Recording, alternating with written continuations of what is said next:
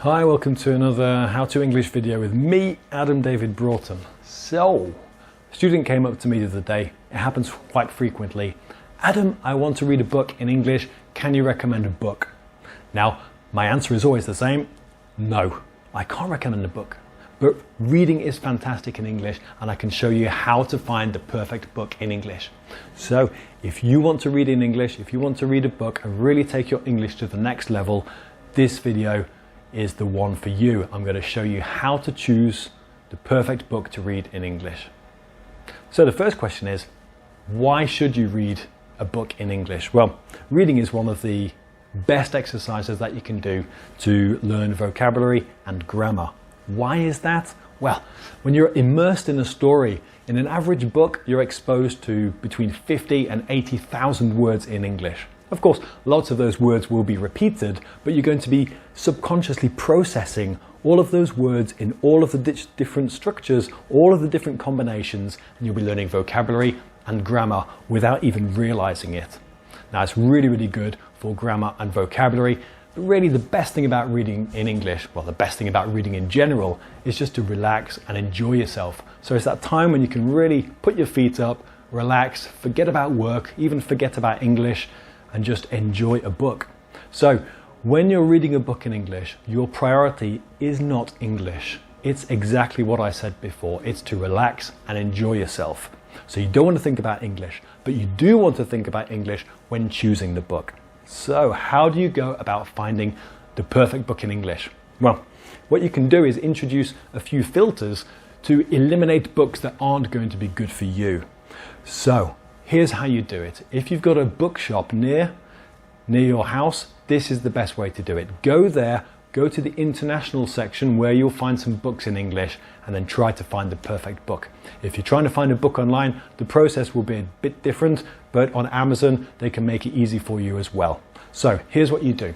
First of all, you go to the international section where you've got books in English, and you look at the cover. The first question you want to ask yourself is, would I read this book in my own language? You've already got a list of books that you want to read in your language. I would recommend finding those books first in English. Okay? So you've got a list of books that you want to read in your language, find those books in English, and pick up the book, look on the back, read the blurb. The blurb is a brief description on the back cover about what the book is about and what the writer is trying to communicate. Read this and ask yourself, would I read this book in my language? If the answer is no, put the book back, try and find another one. If the answer is yes, you go to the next filter. The next filter is read the first few pages, 3 or 4 pages. And you want to read those pages, just forget about the English for the moment, just read the book and try and get involved in the book, try and get absorbed in the story. And after 4 pages, close the book and ask yourself the question, could I explain to another person what's just happened? Now, really, you're wanting to look for a feeling here. You won't understand every single word. That's almost impossible. But you need to ask yourself, do I understand enough to be able to continue without missing key points in the book? Again, this is a feeling more than anything. I give the number 80%. You want to aim for 80% comprehension when you're reading a book in English. You won't have 100%. If you're 100%, you're basically a C2 or native speaker. You don't need to read in English to improve your English. You can choose any book. Really, you want to get 80% of comprehension, which is a feeling that you can continue, even though you don't understand every word, you can continue without losing the flow of the story. And then if the answer is no, then you want to get rid of that book, try and find another one. If the answer is yes, you want to ask the third question, which is, would I read this book in my language again? So maybe reading the blurb, you liked it, but then the first 4 pages you decide that the book's just not for you. It's not the kind of book that you normally read. Well, don't buy it, okay? It must be a book that you would read in your language. If not, you're not going to enjoy it. Again, your priority is not English. Your priority is relaxing and absorbed in a book and enjoying the story.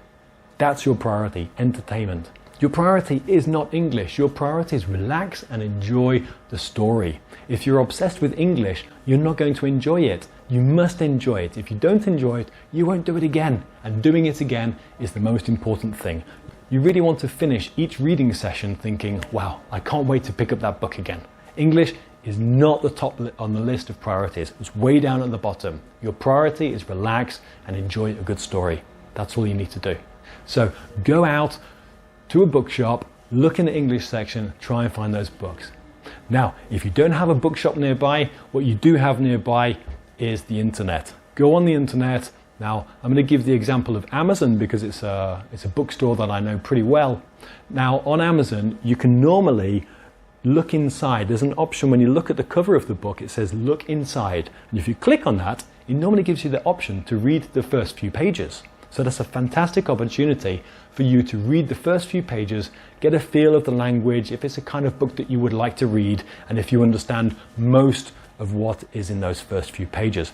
Again, you won't understand everything. That's not important. You want to understand enough to be able to continue reading without losing the flow of the story.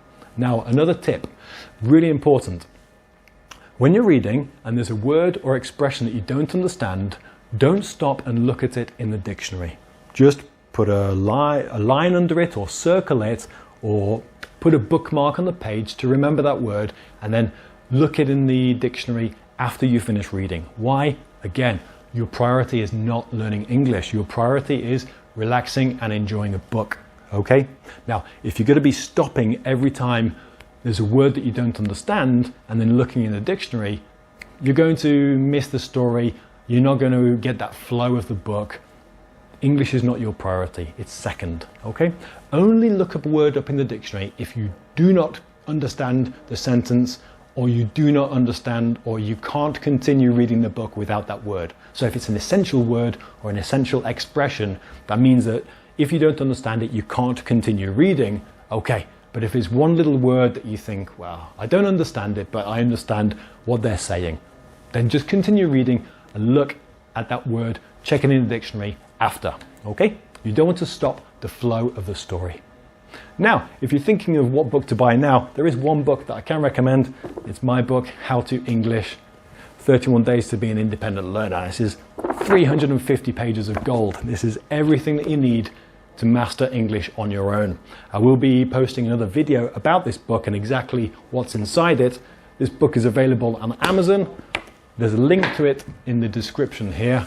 Check it out, enjoy it, and let me know your comments. So, if you did like this video, if you read in English already, please leave a comment. Tell me about the book that you read recently in English, how it helped you, what the book was, and what it gave you in terms of your English. Let me know. If you liked the video, also click like, and don't forget to subscribe. I'll see you in the next video.